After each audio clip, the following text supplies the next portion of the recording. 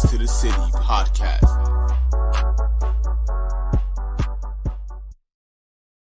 And ladies and gentlemen, welcome back to another edition of Keys to the City. I'm your host, Trevor Keys, alongside the big brother, Ted Keys. Ted's already thinking into the future. He's already trying to predict the playoffs and predict the rest of this NFL wild. Yeah, man, the playoff machine is great. I mean, it's amazing. It's a year, and week 15 was, man, my God. What stat did you just tell me just now about how many teams are still there?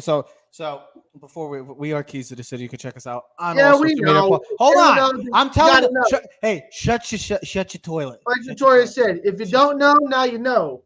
Shut your mouth. Shut your mouth. Anyways, no, I love you. I'm just kidding. We're only 5 days away from Christmas, and boy, oh boy, what a slate of games we have for you this Christmas weekend, the 24th, Christmas. Most of the games, majority of the games are going to be played on Christmas Eve, and then there's only 3 games on Christmas Day. But we are Keys to the City. Check us out on all social media platforms for live shows, Twitter, Twitch, YouTube, and Facebook. Also, streaming on Spotify, iTunes, Google, and Amazon at Keys to the City. So, yeah, I was just saying about this. Ted's trying to predict the future of the NFL season. The rest of the way, we are 3 weeks away. Week 15 was, well, just like every other 14 weeks. I mean, what did we miss? Let's see. There was 3 games that were 17-plus point blowouts. We had an amazing slate of games again. And, yes, right now I was just saying, Ted, there's currently 27 teams still playing for a possibility for the 2022-2023 NFL playoffs. The only 5 teams that are eliminated. The Rams are the newest addition to that group. The Cardinals, the Texans, the Bears, and the Broncos. There's only 5 teams out. Everybody else is playing for a playoff position. If you want to think of why this season has been anything like unlike any, I know every year we're like, oh, every season is different. Every season is crazy. We get it. I understand that. But if you just want to think of why this season is just crazier maybe than it's been in the past, I don't know, 5 to 10 years, let's just look at the Monday night game versus the Thursday night game this week. Last night was a meaningless game between the Packers and the LA Rams. Beginning of the year, we thought that was a NFC conference title preview game maybe late in the season, and we're not talking about that game. That is a meaningless game. And then we look at to the Thursday night game, just a few days away. We got the Jacksonville Jaguars and the New York Jets playing for their postseason lives. Who would have thought that what 2022 and 2023, the NFL season, was going to be like? I could say nobody expected this. And if you did, you should be a billionaire by now. We got to see the craziest comeback in the NFL history. But Ted, when you look at how Week 15 played out, and we'll also talk about 2 teams right now that are playing red hot. One team is on a 7-game winning streak. One team is on the 6-game winning streak. We'll tell you who that is, who's the bigger threat in each of their conference. We'll get to that in just a bit. But Ted, when you look at how this Week 15 played out, the comebacks, the Giants playing a meaningful football, the Jets playing a meaningful football, the Lions, the Jags. When you just look at how this games and all played out, to you, was the biggest takeaway from Week 15? All right, so I'm logically trying to come up with a good answer, like something intelligent to say. I don't have anything intelligent to say. I don't even know what to make of it. Because when you look at the slate of games this week, and you're like, there's some good games. You're really not sure what to expect. But that's kind of what the season is. It's a crapshoot. You really have no idea what you're getting yourself into every week. We love sports. We talk about it. We're part of fantasy leagues and whatnot. Kind of sports is our life. I talk my boy Pat Clapp. We talk about it. He's like, this kind of season stinks. Because it was. He said that about fantasy. Earlier, a couple weeks ago, the season kind of stinks. Like it felt like there was no really dominant team. I don't know. Maybe I don't know why he said that. We always say that because it must have been drinking the bourbon or something. It's like we're missing something. But what I could tell you from this is what you think you know about football, you really don't know. You don't really know what to expect. I mean, you start with the Thursday night game. I mean, who would ever thought the third-string quarterback, Mr. Irrelevant, the guy who got drafted, 256, 262, 272, 282, whatever it takes, Mm-hmm. But Brock Purdy looks like the best quarterback that the 49ers have had since Colin Kaepernick. Really? I mean, he looks like the best quarterback. The offense just looks better. It's just a smoother transition. He looks better than Jimmy G. All right, Mm-hmm. So you go through that game. And then I mean, the Cowboys game, that was great. That was outstanding. Love to see the Every Cowboys time Dallas loses, it's a up beautiful thing. 17 points against the I mean, here's the thing, Jacksonville Jaguars. That's not the Jacksonville Jaguars. That's not what we're accustomed to seeing. Be able to come back from a 17-point deficit. Trevor Lawrence now is starting to look like the guy that we had expected when he was drafted number one after Clemson, number one overall out of Clemson. Justin Herbert, bro. I was thinking this is really what I wanted to say, and maybe we should have brought this up. The question that we talked about, I believe it was last Thursday or Friday Saturday we did the show. We talked about pressure and about certain quarterbacks and living up to expectations. And I thought every quarterback we talked about won last weekend and lived up to the expectation, except for Tua. But I was not down on Tua's performance Saturday night against the Bills. I wasn't down on the Dolphins, and they did get lucky because it didn't really start like the precipitation. Didn't really start coming into play until late in the third, fourth quarter too. So So like we talked about Daniel Jones, right? And I thought he was efficient enough Sunday night against Washington. Now I know a lot of Washington Commander fans are going to yell at me and say, "Oh, you got lucky." Whatever, bro. It happens. Like we're human. They made mistakes. Okay, it should have been pass interference. Terry McLaurin should have been smart enough to get on the line. You can blame the referee. We're always looking to blame for someone. I get it. We can go back in many games and talk about when a referee blew a call. It happens. Okay, maybe the fix was in. Who knows? We'll never know. But here's a chance. You had a chance to beat us. You didn't. You outperformed us. You had more total yards, more rushing over, and you couldn't do it. So typical Commanders couldn't beat the Giants when it mattered. We talked about Zach Wilson. I didn't think Zach Wilson played bad Sunday. Had the Jets in all the way to the end. I thought the clock management of Robert Saleh for the Jets cost the Jets. They had plenty of opportunities, and I also say this: when you're 3rd and 1 and you run a little tight end drag screen and no one catches that guy, I mean, he looks slower than me running down the 40-yard dash. So I thought you ran like a 4.7. Yeah, well, he probably ran a 4.7 too, but in the NFL, that's slow. So I mean, you look at everything. I mean, the Raiders game, you got a tie game. That's another thing. What this season has brought, you had the craziest possible ending to a football game that I can remember in recent memory. I mean, this season has just given us so many curveballs and Trev, so many unexpected moments, Ted. Oh, yeah. I mean, and Trev, if you want to just branch over this too, when we first started talking and we talked Saturday after the show, we're watching the games, I call you, we're doing our thing, and we're like, yo, you see this game right now? And you're like, what are you talking about? The Vikings are down 33-0. And you're like, see, I told you. That didn't even make sense. I still don't take them serious. Good for them. They found a way to win. That's awesome. Justin Jefferson is more of a credit to that receiver in football. Is that more of a credit to the Minnesota Vikings in that offense? Because they are legit. They have guys that can I honestly I'll answer that. Listen, I mean, that's I don't know what to make. Hold on. I don't know what to make of that game because I mean you're up 33-0. I mean, history says you're winning that game and you're worrying about next week.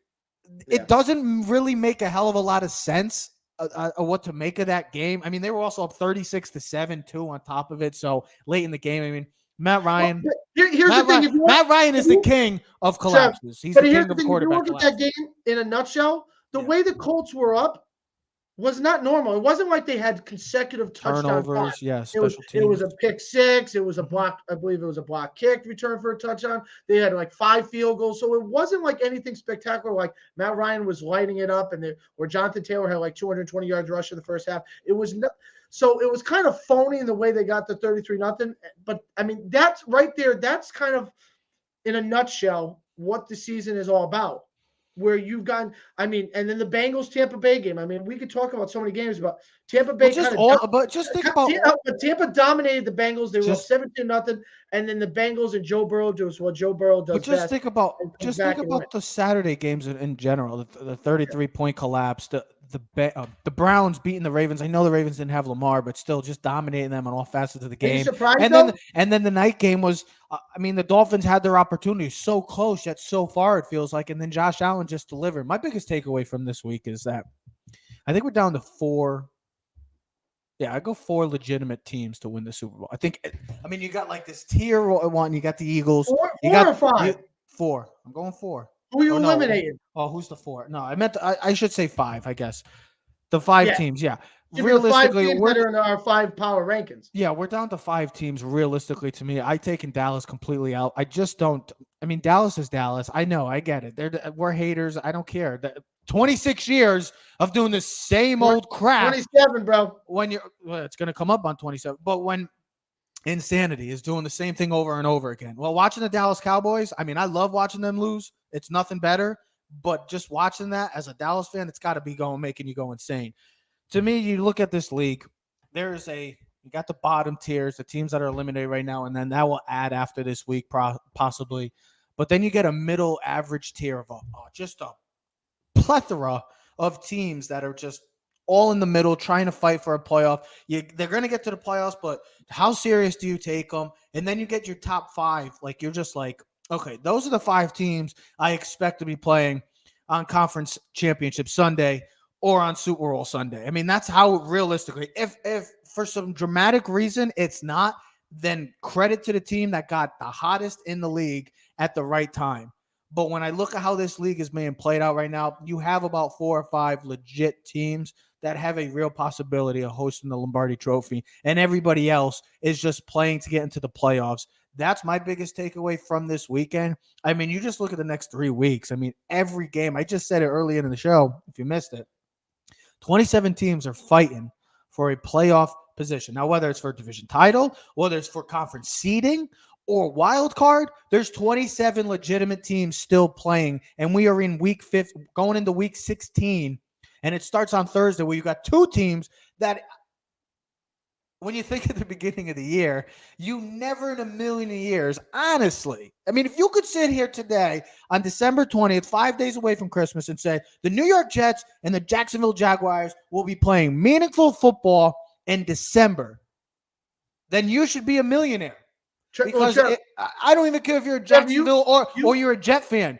If those 2 teams, if you really thought, if you really thought that those 2 teams would be playing for meaningful games, good for you. Amazing that you could tell the future. And then last night's game, that's just how wild this season has been. But if you swap that, you would have thought the other thing. Last night's game would have been what we think Thursday night's game is. It's going to play for, who's the 1, the 2, the 3 seed. What are we going to have here? That's exactly how the beginning of the year played out. And you thought that the Rams and Packers, Ted, were going to be playing because for the Monday night games, no offense, and I get it, have been awful.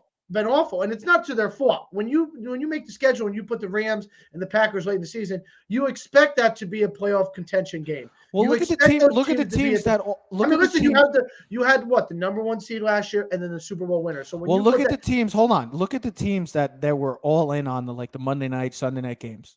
Teams like the Broncos, massive disappointment. The Raiders, disappointment right now. They're also still playing for a possible wild card spot. The Colts, Ted's team that thought we was going to be a dark horse Super Bowl, and I just said, you're out of your freaking mind. I just knew Matt Ryan is the king of quarterback collapses. And then the Rams, the Packers, it almost felt like the same old teams. And even like the Thursday night games just haven't been to what expected. I mean, Christmas the Thursday night games have been pretty good. Just look at the Christmas Day game. The 4:30 game on Christmas Day is the Denver Broncos against the LA Rams. The beginning of the year, I bet a lot of us and the bettors and the people that made the scheduling all predicted that this game would be playing for possible 1 or 2 or even 3. Well, how about the later game, Tampa Bay and Arizona? Kyler Murray's out for the season. They look awful. Tampa Bay, I mean, in any other year, and we've had some bad years in some divisions, especially the NFC East. We know firsthand experience. They're 6-8. I mean, 7 wins is probably going to 7 and 10 is probably going to get you. Everybody in the NFC South is playing for a playoff position, a division title, and they're really all bad teams. I mean, 6 and 8, and everybody else is 5. I've been trying to ride the Tampa train, holding on for dear life, but I don't even know if they have a cart left on the train tracks because. I mean, that's another thing. Tom Brady's finally playing to his age. I mean, it took long. It took a long ass time. 50,000 years. It took a long ass time, but it finally came, and Father Time has maybe finally caught up to Brady. And Trev, I know you said the biggest takeaway, and I really didn't give a specific answer, but I mean, I didn't. I just said just look at the season in general. But here's what I would say to you: the Texans, right? A team that's got 1 win the last 2 weeks, had Dallas by the cojones, couldn't finish, and then this week, maybe the best team in the league in the Kansas City Chiefs had them, took them to overtime. They were flopping quarterbacks left and right. And, I mean, listen, I get it. The people would say, well, they didn't win. That's not even the point. The expectation, though, is if you're a gambler or you're a football fan, when you watch that game, you're like, Chiefs should kill the Texans. And They were that a and that 14-point favorite. and and that's not what happened. And like you said, I don't think it's ever been. Maybe I saw a stat the other day. Maybe it was like 1982, but there was 3 games this week that 3 teams were up by 17 points in the second half, and all 3 teams lost. I mean, that is what why football is so What was the great. third game? Oh, the Bengals and it was the The Bengals Bengals, and Tampa yeah, Bay, the yeah, Vikings game, and then the Vikings. Cowboys game. Yeah, Cowboys game. And all games were significant. All games had huge significance toward the playoff picture. And that's, like, this is why the NFL wins. This is why the NFL is always the first place, because we're talking about week 16, and there's still, like you said, 20 plus teams still. Listen, some people are like, oh, well, the Atlanta's playing the Bears. It's like, all right, but for Atlanta, that's a significant game if you're an Atlanta fan. It's not like those 2 teams are bad and you just wipe it away. It has some significance. So it has an importance to an NFL fan if you still enjoy Well, the watching. Bears are playing the Bills this week. I mean, they listen, did play earlier. you're watching the Jets-Lions game there. Typical 1:00 game, Sunday afternoon. No one cares about it. That game was great this weekend. Enough for Jets fans. What do you mean not care about that? That's a huge game. No, The Detroit Lions started 1-6, and they are now 7-7. But when I say the New York Jets and when I say the Detroit Lions, history says you think bad teams, you think bad football. I mean, as much as we're Giant fans, we're very happy with the win, and it wasn't a great game. But the Giants-Washington game, as always, down to the wire, I thought they were going to tie again 2020. Oh, my God. I honestly thought that. So, and that's what I would say, that the NFL is the winner. Biggest takeaway is the NFL is the winner. We as fans are the winners because, I mean, we're screaming. I remember we're out at the bar, and this guy's a Cowboy fan, right? And the Cowboys take the lead. And he's like hooting and hollering, and I kind of made friends with him, and we're both, kind of BS. Never make friends with Dallas fans. Yeah, we're just, we're being nice. And I'm like, he's like, you can throw the ball on the Dallas. And I'm like, watch out. And all of a sudden, the pick 6 happened. And the bar exploded because when Dallas took the lead, he stood up and went, shh, told everyone to kind of joking. Well, when they got the big 6, people were like, yeah. And there's a Jets fan sitting right behind him. He goes, check, please. Check, please. Here's my thing. If I know you and you're a Dallas fan, you're good with me. If I don't know you and you're a Dallas fan, I ain't making friends with you. I don't want to be friends with a Dallas fan. I don't want to be. If I don't know you, good for you. More power to you. I don't even want to associate it. And that's what's great because the football the whole weekend, from the first game, the Minnesota game, which we thought was a dud, ended up becoming a historic game. The late game Saturday night. All right, I didn't see much of the second game. Excuse me. But it was a snow game. It's Miami Buffalo. It came to a walk-off field goal. All right. Yeah. So that's what you want to see. Mm-hmm. And then the Sunday games between all the 1:00 atmosphere, the 4:00 Patriots Raiders game, the 3 17-point deficits, everything that transpired, Dallas losing this, Jalen Hurts get hurt. The Eagles almost lose to the Bears. Justin Fields looked like the better quarterback in that game. All right. So I'd love to see what Justin Fields would be like on the Philadelphia Eagles if they were swapping quarterbacks. And then the night game, of course, the Giants-Commanders game come down to the wire, chaos, referees, penalties, and then who cares about last night's game? Doesn't matter, new week. But we are winners as fans, and it's great to see for us as Giant fans. My biggest takeaway is the Giants got the win. Got the win, and Kayvon Thibodeau kind of now supports the decision to get him when they did before Evan Neal because they knew they had the opportunity to get one of the 3 tackles after. Yeah, he's going to be a stud. I don't care that his sacks are not as high as everybody else's. That's fine. He gets after the quarterback. He does his thing, and he was the best player on the field Sunday night. I'm very intrigued to see the ratings this Sunday because you do have the NFL, but if we all remember what Christmas Day is also, you get the NBA. So you get the NBA and you get the NFL, which are which, to be honest, I'm sorry, baseball fans, but probably the 2 biggest sports right now for an age gap or age group, you should say. These are the 2 favorites in our country right now. So I'm really curious to see how the ratings play out for Christmas Day. It's unfortunate, though, that there's not any great games, I should say, on Christmas Day. I mean, you get the Packers and you get Miami. That's fine. I get it. It'll be a solid game. But then the 4:00 game is a dud, and then the Sunday night game should be a dud too.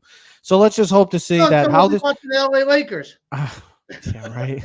To see how this week 15 has been, just like this entire season has been.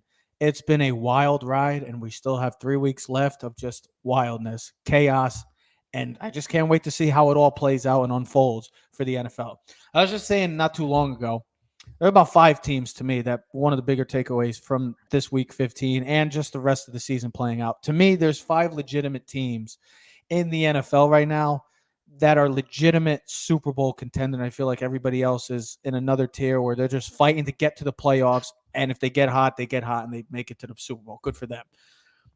But to me, there's really 5 teams. And I want to talk about 2 of the teams in each of the conference. We've been talking about these teams. One of them is on a 7-game winning streak. One of them is on a 6-game winning streak. The last time one of these teams lost, well, the team in the NFC I'm talking about hasn't lost in over 2 months. It was to the Kansas City Chiefs.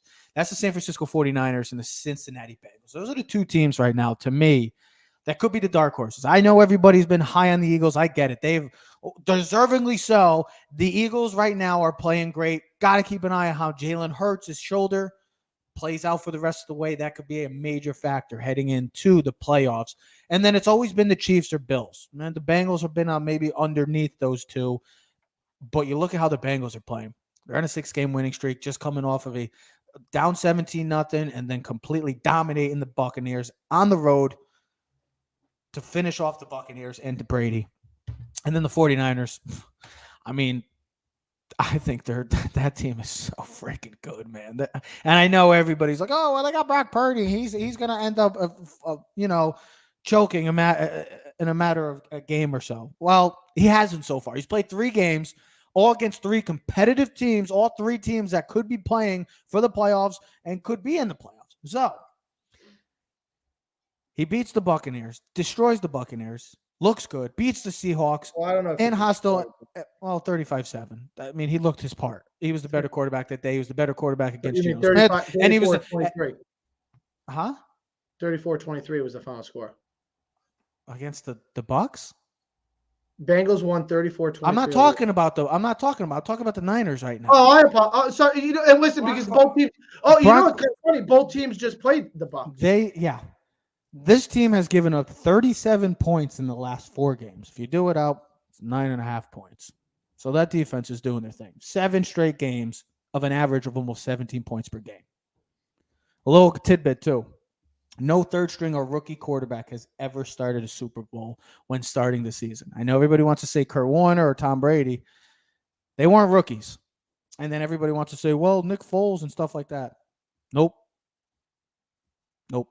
This is the only guy. This is the only guy in NFL history, if he were to make a Super Bowl, would be the one. Just add that to the craziness of this NFL season, that we could be seeing Mr. Irrelevant as a possible Super Bowl winning quarterback. Just take that all in to going forward. So Ted, I'll ask you. Bigger threat in their conference. I know you've been loving the Bengals. Joe Burrow, he's the man. I get it. That offense. Dealing with some injuries, though. Awuzie, Mike Hilton, Sam Hubbard, Trey Hendrickson, some of their big pieces on defense are out right now. See how that transpires moving forward. Or is it the 49ers in the NFC right now, Ted? It's the Bengals, bro. It's the Cincinnati Bengals. It's you just proved my point. Even with all the injuries and all the deficiencies that the Cincinnati Bengals have on defense, you still have Joe Burrow. And in a league where at the end of the day, I've already seen this experience before. The 49ers have had a great defense the last 10 years. How many Super Bowls do they have? None. Not one. Okay. That defense has been carrying that team. We've seen this before. What's going to happen when it comes down to the late in the fourth quarter or in the Super Bowl? It's going to come down to the quarterback. Who's got the better quarterback? Listen, this is not a knock on Brock Purdy. I like him. I'm reading a stat right now. What he has done for this 49ers team, listen to these stats the last 2 weeks. And I'm not trying to change my point. But here is Purdy's numbers against Tampa Bay and Seattle on throws that have traveled more than 10 yards down the field. 9 of 11, which is 81% completion percentage, 243 yards, 4 touchdowns, no picks, 22 yards per attempt, 158.3 passer rating. I believe that's the best passer rating you can have in the NFL. So what he's doing is he's doing something that Jimmy G didn't do, throw the ball down the field. And I get it. This defense is lights out. I don't know if this has been the best 49ers defense that we've seen in the last 10 years. Not ever. I'm saying, listen, what was wrong with the defense last year? That defense was pretty stellar. That defense carried that team to the NFC Championship game. All right. But But that's at the end of the okay. but at the end of the day, as bad as the Bengals played in that first half, and as bad as and you got no Hubbard, you got no Trey Henderson, you got two cornerbacks missing, you had two rookie corners playing against Tom Brady, you're on the road, another cornerback gets hurt. You know what Joe Burrow does? He goes 27 of 39 for 4 touchdowns, 1 pick with a passer rating of 104. Do you ever feel like Joe Burrow and the Bengals are out of it because Joe Burrow? No. And that's the thing. The biggest threat, I know you can make the argument on the other side, he has to go through tougher teams. He proved it to me last year. He would have get sacked 103 times against the Tennessee Titans. Didn't matter. Still wins the game. Goes to Kansas City. He can't be beat. He's got a Joe. I don't know, what was I going to say? I was going to say Joe Montana, Joe Namath, Joe Purdy, Joe anything. He's got a little bit of like Joe Brady. When I say Joe Brady, like Joe Montana Brady-esque with a little sly movement in the pocket. He's Joe Cool. Huh. Like that, and for me, that's why I make him the biggest threat, because with all the deficiencies that they could have on the defense and the injuries, this league is about the quarterback, bro. It's all about the quarterback. You said it to me the other night. I was like, damn, 2 in Miami, they played really well. You're like, Trev, you're like, Ted, Josh Allen's a beast. He's Superman. You're like, Ted, he had 400 yards of total offense. That's how I feel with Joe Burrow playing, bro. He's able to scramble. He makes plays with his legs. He makes plays with his arms. And they were down 17-0 against Tampa Bay. If you watch that game carefully, that Tampa defense dominated Cincinnati in the first half, right? But the Joe Burrow experience opened up the door in the second half, and they went wild. And you feel like what we saw Saturday when it was 33-0 in the Vikings game, Joe Burrow can come back and do that because you need a quarterback. I don't know if Brock Purdy can do that. If he needs to make a drive down the end, is he good enough to do that? Is he good enough to beat the best quarterbacks in the league? I get he might have an easier road because he doesn't have to face Patrick Mahomes and Josh Allen. But you doubting Joe Burrow after what he did last year? And this team should be better, right? Shouldn't the Bengals team be better? They have more experience. I get it. I understand. But here's the thing also.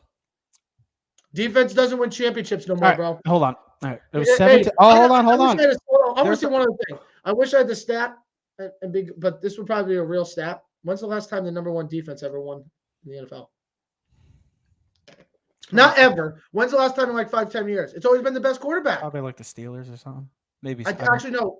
It was the Patriots against the Falcons. They had the number 1 scoring. Oh, yeah. I saw that. Yeah, remember how that came. All right, so I'm glad you brought up the Joe Burrow. He came back 17-0. I get it. They were down 17-3 at half. So here's how their third quarter drives were. 5 plays, 13 yards, field goal. 7 plays, 31 yards. 5 plays, 13 yards. The Buccaneers had 4 turnovers in that game. If the Buccaneers don't turn the ball over the way they played and they give them the short field, it's kind of like how a good offense is going to take advantage. I just looked at it. Go look. Now you're going to make me angry because I want to look at Joe Burrow's stats the last couple of weeks. Was Joe cool? No, go ahead. No. Their scoring drives in the third quarter to take the lead were 13, 31, and 13. And guess what? Can I ask you a question? So who's the last guy that beat Mahomes 2 straight games? Actually, 3 straight games. 3 straight games. I get Not it. Josh Allen. Joe Burrow. Joe Burrow beat the best quarterback in football, Patrick Mahomes. Josh Allen? No, Patrick Mahomes. Josh Allen. Josh Allen complete 20 straight completions on Sunday. Josh Allen's the man. Josh Allen had 400 yards of offense by himself. First of all, I get where you're coming with the Bengals. I get it. Bengals are great. I love Joe Burrow. Don't get me wrong. He's the third. To me, he's top 3 quarterback in the league right now. He's a top 3. Joe Burrow is as good as Patrick Mahomes and Josh Allen. You damn right. He's a top 3 quarterback in the league. Under 100% agree. But when the Buccaneers had 4 turnovers, and you have a short field against a great offense like that, of course they're going to pick you apart. They're going to find ways to get into the end zone. So I get where you're coming from with the Bengals, but let's relax on that because of the fact that they did have the ball and all 3 of their scoring drives in the third quarter inside the 30-yard line. So let's pump the brakes. Hey, you want to know what the reason I'm going to say 49. No. You just went. You want to know what Joe Burrow's stats are since Halloween? 1,500 yards passing, 14 touchdowns, 4 picks, just taking 8 sacks, and completing almost 67% of his passes. I'm not knocking the Bengals. And the you know Bengals what? Are great. He already beat Mahomes. And then guess what he's going to do on New Year's Day? He's going to beat Josh Allen and the Bills on Monday Night Football. And then he's going to have the two biggest wins. Actually, he's going to have beaten Brady this year. He's going to have beaten Mahomes this year. He's going to beat Josh Allen this year. Now, what you're going to tell me is he better do it in the playoffs, but that's why this team is the most dangerous team. I'm Because not quarterback I'm not here to football knock game, Joe Burrow. defense. I am not doesn't. here to knock Joe Burrow. I am a Joe No, Burrow I know fan. you're not, but I got to fight for my guy. Well, it didn't help your case where I just told you the facts of that game. It doesn't help your case. I don't care what. I'm Listen, gonna- Hey, I you don't want care to if try to it's make five it? You want to to try four. to make an argument? It's very simple. I bet a good all. Here's the thing with the Eli 49ers. Manning's got 2 Super Bowls, but the defense won him the games. I mean, that's what people say. Well, people are idiots. That's why. Well, you're an idiot. Oh, it's all right. We all are idiots in our own ways.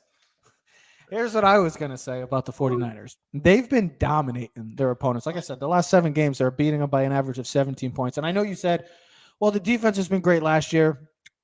And you also did say this is probably the best quarterback play from the 49ers. I mean, the way he's been efficient, he's not making mistakes. I get it. Diggs should have had a pick late in that game against the 49ers last Thursday. I get that. But when you just see his efficiency, his accuracy, his decision-making, they got a guy in the backfield, too, where if he's struggling, you got Christian McCaffrey, who is one of the better playmakers in the entire league. You got George Kittle, who he's starting to use now. You get George Kittle involved in this offense, what he can do with the run game, but also with the passing game, that's a whole nother level for this team. And they don't have Deebo Samuel right now, one of their best playmakers and one of the best players on their team and in the league. He's not even going to be back until possibly playoffs. This team, defensively, I mean, good luck to the teams going forward against them because this defense just beats you up. They get after you. Turnovers, they just beat you up for 60 minutes. They hurt you. And then this offense is so efficient and so balanced with the offensive line, with the running attack. They love to run the football. They know what's coming. Teams know what's coming. And guess what? They still don't have an answer for this team. They continue to run the football. They continue to play action. They use their weapons better maybe than anybody in the league because of you think about the weapons they have. Ayuk, Jennings, Deebo, Kittle. They also got CMC. But they use all these guys so effectively that how can you knock this guy? I get it. It's 3 games. He hasn't looked bad. He hasn't had that, okay, here we go, back to reality moment. I get it. But when you look at who the competition he's been playing, he's not playing the Rams. He's not playing bad teams right now.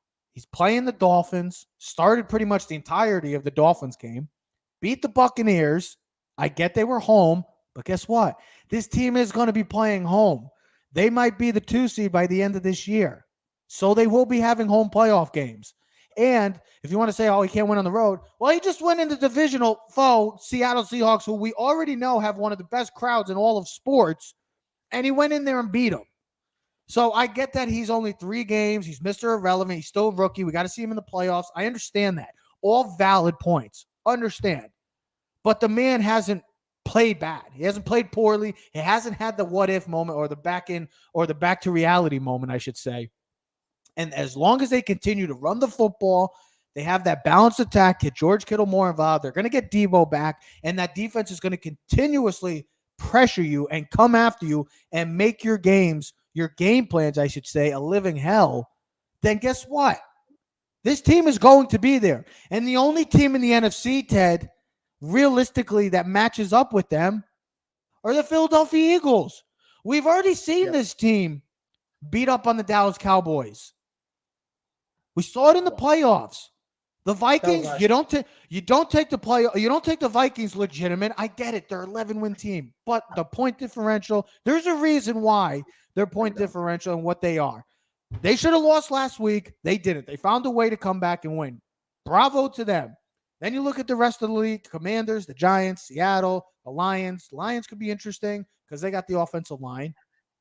But then the Buccaneers or the any NFC South takers that want to win the game, that want to win the division, it's up to you. Other than the Eagles, there's nobody stopping them. The Bengals, to me, it's either the Bills, the Chiefs, or the Bengals. So one of these 3, these are 2 of the 5 teams to me that are going to be representing their conference in the Super Bowl or playing in the Super Bowl. Hell, this could be the Super Bowl matchup. Sign me up for this if this was a Super Bowl matchup. You get the number 1 pick against Mr. Irrelevant, that defense against that offense. It would be a matchup unlike any other.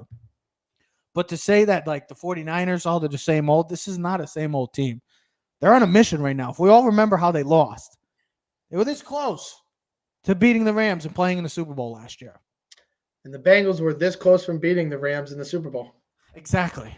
So this team is on a mission, One- just like the Bengals. Both one teams are on block. a mission. One block of Aaron Donald, Jamar Chase is going past Jalen Ramsey for the game-winning touchdown. Both teams are on a mission to get back to Super Bowl. Well, and I also said this, like Joe Burrow's done it where like Jamar Chase has missed time this year, Boyd's missed time, Higgins has missed time, offensive line's been Joe shaky. Mixon has been At the out. best, Mixon's been missed time. So But the they defense, but that's the thing with them too. do you realize- Look at their weapons that they have offensively. Oh, I Chase, get it. Boyd, But do you realize Higgins, even Samaje Perine has been an amazing backup for them, and it could be a starter in this league. so this they're was just- done? They got the weapons just like the 49ers. Well, and here's the This, thing, Ted, though. like you said, But Joe Burrow he's is second in completion percentage Yes, I and- get that. That's the ultimate and deciding touchdown, factor. fourth in passing yards. I know, And, Ted. I get what you're saying. and what I'm saying is at the end of the day, I get it. You have Joe Burrow. I Defense, get it. the old school thought process of defense winning championships, I feel, has lost its luster. It doesn't have the same effect. It does in the regular season. Defense wins, but it always seems to come down to which quarterback has the ball last and can make the play at the end of the game. Last year, Matthew Stafford made the play. Joe Burrow's made the play. We've seen Josh Allen make the plays. You know what I mean? Like I get Patrick Mahomes, Josh Allen did everything he possibly could last year, but Patrick Mahomes was a little bit better. Because of why? Because why did he lose? Because of the defense of the Yeah, but the Cincinnati quarterback still had to Bengals. make the play. Quarterback still had to Okay, make but the play. defense came up big. No, defense. The Bills defense blew it 13 I'm not seconds. talking about the Bills. I'm talking about the AFC title game. He got sacked 9 times against the Titans. I mean, Joe Burrow coming Okay. through. Okay. That's But you just said Patrick Mahomes. I don't care about what Well, I get that. That's what I'm saying. You need the quarterback at the end. Is Brock 100%, Purdy? but Brock if it's a Purdy minute- hasn't.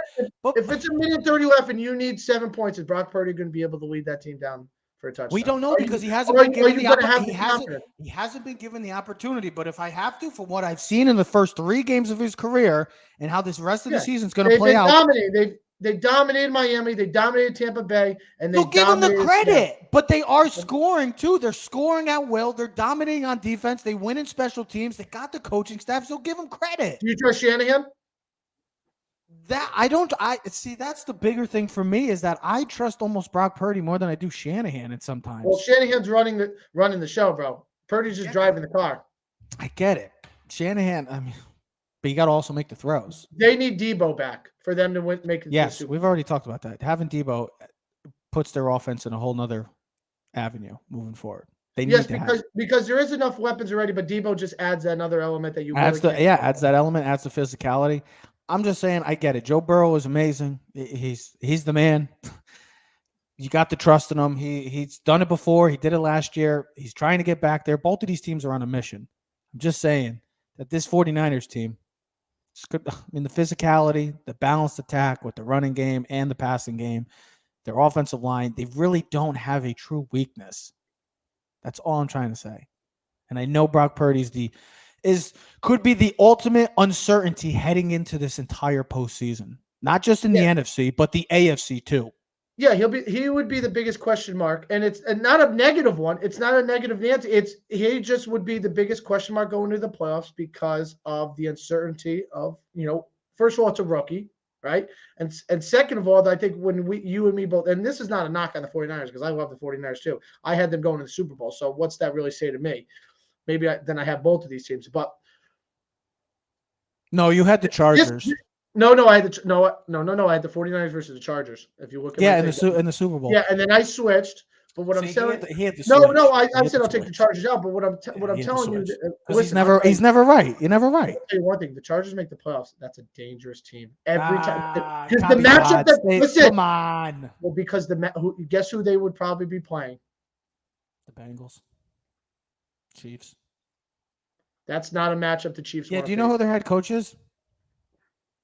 But do you? He's a moron. Do you think they want to play Justin Herbert. Every time those two teams play, it goes down the wire. Every Yeah, and guess what? Who single. wins? I would see the upset. I would watch and see the upset. Wow, Mr. Patrick Mahomes not even making it to the AFC title game. First Not even time in making his it a career. divisional round. It'd be the first time in his career. Wow. But that's the type of season I would not be surprised about if it came down to that. Would not be shocked. The expectation is the Chiefs are home; they should win, dude. Every time that Justin Herbert plays, unbelievable in primetime games. Well, how about the Chargers? How about the Chargers? Don't be the Chargers. Be the Chiefs. Don't be the Chargers and choke like they always do. Find a way to get to the playoffs. All right. First, let them get to the playoffs. Let them get to the. They have the trajectory to get to the playoffs. The path is there. Just don't be the Chargers. I know it sounds stupid to say, but if anybody knows football, don't be the Chargers. Yeah, that's that. If Purdy play, what if Purdy? Okay, so let me ask you one final quick take to you. If Purdy runs the table, they finish the 2 seed, and he looks good the entire way, are you going to have any doubts? I just think the playoffs is a different element. Everyone talks about this all the time. Do you not think this team will have the team? It's not about not having his back. Not even that. Do you think that like he can lead this team though? I mean, it looks like they're feeding him. I just wonder. You can't make that one mistake. That big turnover. And I just wonder if college, you play too safe, kind of like what they did with Jimmy G a couple of years ago when his first playoffs there. Remember against what was it, Minnesota or the Saints? He only threw like 7 passes. Or remember? I don't see Jimmy G with this guy. I see a lot. I just see more confidence. I see more confidence with this coaching staff with him. They're giving him more opportunities. Yeah, I mean, listen, he's throwing the ball, man. He's not just dinking dunk. He's taking his chances. He's taking his shots. We'll see what happens. He's got a great opportunity in front of him, but you just know that like it doesn't matter. Like they always talk about this in any sport. Playoff baseball, playoff football, playoff hockey. It's a different level. Like there's a different, and then when they say like, then you get to the Super Bowl, there's just a whole different element of expectation and pressure and everything else. And I think you look at the games and you'll be like, okay, San Francisco's playing this team, and there'll be an expectation for him to play for this team to dominate. And like God forbid they're down like 10-0 in the first quarter. Like, is there any pressure rolling in the back of your head going, oh boy, here we go? Can I just say something?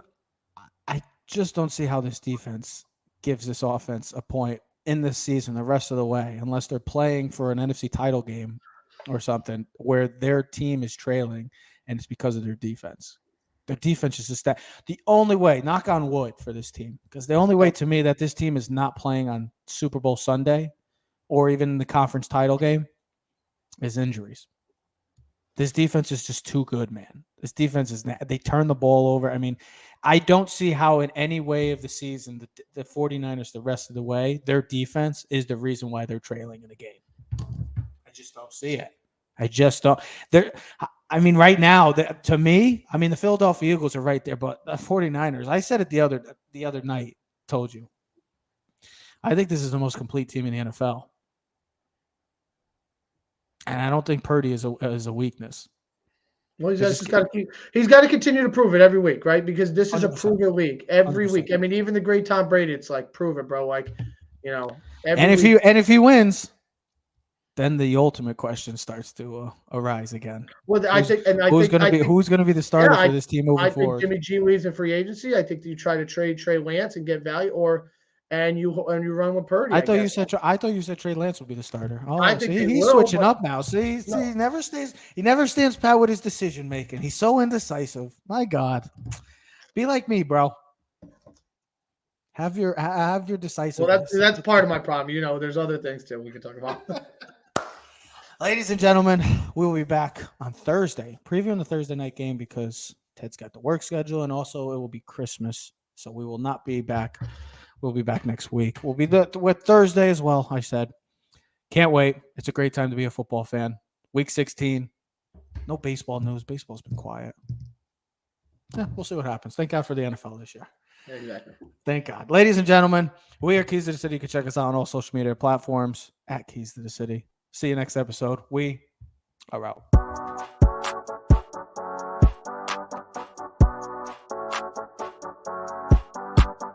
You are now in tune to the Keys to the City podcast.